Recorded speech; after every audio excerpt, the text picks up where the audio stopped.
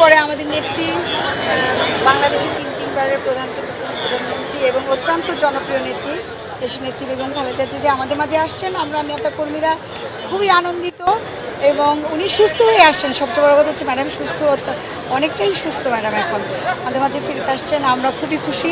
এবং আপনি বলছিলেন যে ডক্টর জোবাইদা রহমান আমাদের মাঝে আসছেন। হ্যাঁ, অবশ্যই আমাদের অ্যাক্টিং চেয়ারম্যান তার সহধর্মিণী আমাদের মাঝে আসছেন।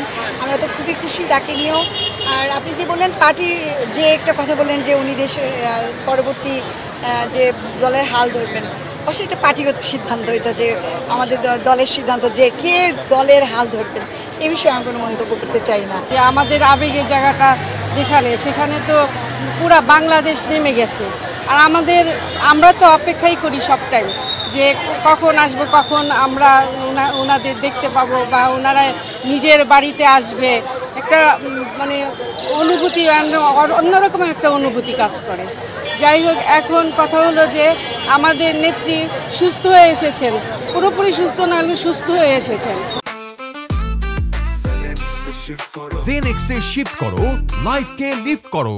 তারপরেও ওনার সাথে ওনার 2 পুত্রবধূ আসতেছে, এর চেয়ে খুশির বিষয় আর হইতেই পারে না। আমরা সবাই খুশি। আমরা ওনাকে অভ্যর্থনা জানাতে আমরা পুরা বাংলাদেশ নেমে গেছি। আমাদের অনেক এখানে আবেগ কাজ করতেছে। আমাদের এখানে যারা আসছে তারা মানে বলতে গেলে খুশির ঢল নেমে গেছে। আসলে আমাদের আবেগের জায়গা প্রকাশ করা যায় না। আবেগ জিনিসটা, ভালোবাসা জিনিসটা, মমতা, মায়া, এগুলো কিন্তু প্রকাশ করা যায় না। এটা সমস্ত বাস করে ইনসাইডের ভিতরে।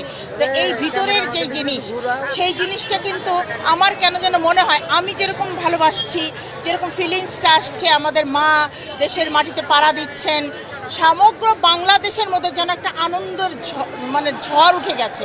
এবং সমস্ত মানুষের ভিতরে এই মা তেরেসার মতো তার ভালোবাসাটা ছড়িয়ে পড়েছে কিন্তু সারা ইন্টারন্যাশনালে। তো আমি মনে করব উনি দেশে আসছেন নিশ্চয়ই কোনো বার্তা নিয়ে আসছেন, এবং আমাদের ডক্টর জোবাইদা ভাবি যখন আসছেন সেও কোনো নিশ্চয়ই বার্তা নিয়ে আসছেন। এবং আমরা অপেক্ষা করব নেক্সট যে বার্তাগুলো প্রকাশ হবে, সেইভাবে আমরা একত্র হয়ে আবার দেশকে সুন্দর করে স্বাধীন করে আমাদের সোনার বাংলাদেশ নিয়ে আসবো।